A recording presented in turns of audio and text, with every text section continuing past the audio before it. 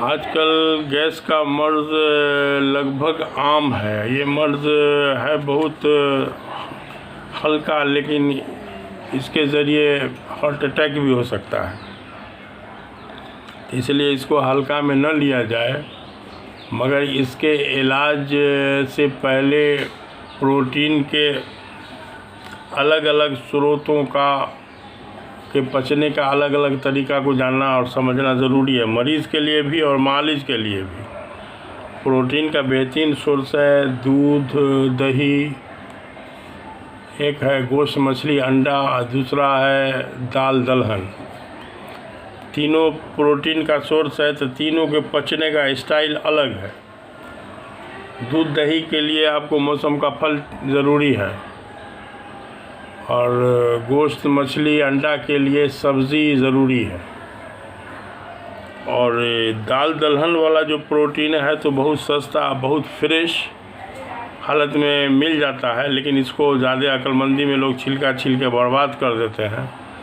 तो इस दाल दलहन वाले प्रोटीन को पचाने के लिए घोड़ा वाली मेहनत की ज़रूरत पड़ती है, माने मसल वाला मेहनत करना होगा। कुर्सी टेबल वाले वर्क वाले को ये पचेगा नहीं ठीक से। घोड़ा वाला मेहनत यानी कुदाल चलाना, ठेला चलाना, रिक्शा खींचना, इस तरह का मसल मेहनत वाला को दाल वाला प्रोटीन पचेगा। आज एक बहुत ख़तरनाक बात मशहूर हो गई है, पता नहीं ये बात कहाँ से चली, कि गैस्ट्राइटिस वाले मरीज़ को लोग सत्तू बताते हैं, चना का सत्तू।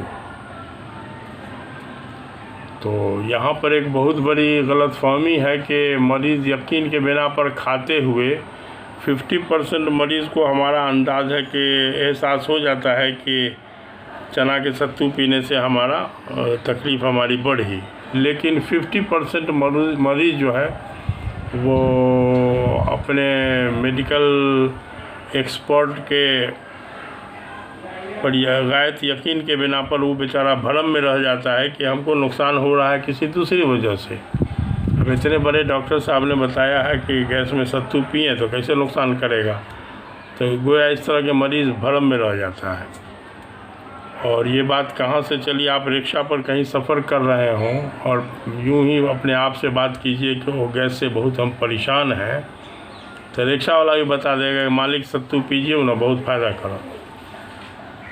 तो हालांकि प्रोटीन के हज़म होने के फ़र्क को जो आदमी समझ लेगा वो तुरंत समझेगा कि चना का सत्तू इसमें नुकसान करेगा, बल्कि कोई भी दलहन इसमें नुकसान करेगा। चना का सत्तू अच्छी चीज़ थी, लेकिन गैस्ट्राइटिस वाले मरीज़ के लिए नहीं है वो। तो जो आदमी इस फ़र्क को समझ लेगा, तो हमने बहुत सारे गैस्ट्राइटिस के मरीज़ को सिर्फ दलहन से परहेज़ बता दिया, और दूसरे तीसरे दिन उनको एहसास हो गया कि हाँ, हमको आराम का एहसास होने लगा मरीज़ को। तो ये समझिए इतनी अहम बात है कि, और ऐसा बात हमको लगता है कि कोई एक्सपर्ट लोग समझ नहीं पाते हैं, या समझते हुए भी सुनी सुनाई बात पर अमल करते रहते हैं। तो थोड़ा सा इस पर ध्यान देने की ज़रूरत है। इसको समझाने के लिए बहुत बड़का डिग्री होल्डर की ज़रूरत नहीं है, सिर्फ प्रोटीन को पचने का तरीका सीख लीजिए। और सत्तू से आराम वक्ती इसलिए मिलता है कि खाली पेट में जलन जब होने लगता है गैस्ट्राइटिस वाले को, तो सत्तू है कि तुरंत खोलिए, घोलिए और पी लीजिए। तो पी लेने के बाद मैदा में तरावट आ जाती है कुछ देर के लिए, तो उससे होता है कि उसको आराम मिल जाता है, तो मरीज़ धोखा में पड़ जाता है कि वो सत्तू हमको इसमें फ़ायदा किया। तो अब ये है कि इसके अलावा अगर सत्तू की बात कहीं पर तिब्बे नबी में अगर खोजा जाए तो जौ के सत्तू का चर्चा मिलता है। तो जौ का सत्तू भी समूचा जौ को भून के पिसा हुआ, वो भी उसका जो है वो चोकर समेत, तो इस तरह का सत्तू तो हमको नहीं लगता है कि आजकल लोग खाने को तैयार होंगे या पीने को तैयार होंगे। वो एनर्जेटिक चीज़ है। रमज़ान के रोज़ा में उससे अफ्तार करने का भी एक दो जगह इशारा मिलता है। तो अब यह है कि वो एक अलग मौजू हो जाएगा। तो अभी फ़िलवक्त ये समझा जाए कि गैस्ट्राइटिस के मरीज़ को दाल दलहन हराम के दर्जे में ममनू होना चाहिए। इस पर अमल कर लेगा जो, तो मरीज़ को भी फ़ायदा हो जाएगा, और जो मुआलिज इस तरह का ज़हन रख के मरीज़ का इलाज करेगा तो वो अपने इलाज में कामयाब भी होगा इंशाअल्लाह।